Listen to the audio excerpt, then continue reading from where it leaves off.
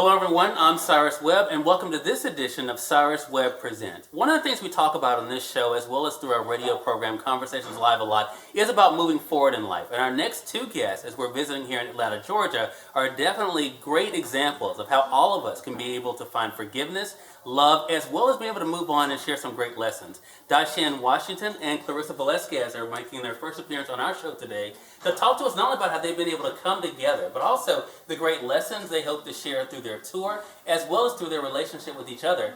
Dishan, Clarisa, hello to you and welcome to the show. Hello, thank you for having us. Yeah, you're really excited about this. Dishan, I want to start with you. I've had the privilege of talking with you on the radio program before, and you are one of those individuals that has been able to find success, but also, of course, you've been able to show people through example what it looks like to be able to move forward even after difficult times. What has it been like for you to join forces with Clarisa and to be able to come together and really talk about empowerment and moving forward? It has been a very interesting journey. Obviously, the situation, is sticky. Clarisa is my former husband's former mistress. And so, initially it was really hard, but over time we've been able to develop a friendship and we are moving forward in our lives, trying to put the past behind us in hopes of being examples for our daughters. We both have kids by my ex-husband, and we are hoping that through our stories that we're able to empower other women and to be examples of what forgiveness actually looks like, because we are examples of what it really looks like. Exactly. We're definitely going to talk more about that. Clarisa, what about for you? I mean, what has this experience been like for you to be able to sit here with Dishan? I mean, a lot of people, because of what we see in the media a lot, would expect you guys to be going at each other. But what is it like for you to be able to come together and to be able to show other people what's possible when it comes to moving forward? I think it's a quite gratifying experience because Dishan and I actually get along, so we do a lot together. We do a lot that you don't see, like just the last week we were at church together. So we are really living and embodying what we're speaking each and every day. Yeah. Forgiveness is one of those things I have found in my own life. It's easier sometimes said than done. I mean, we know, especially people of faith are told that forgiveness is, a big part of faith. Absolutely. Dishan, how was it like for you to put that in practice, to be able to not only get to a place where you were not living in anger, but to be able to find peace through forgiveness?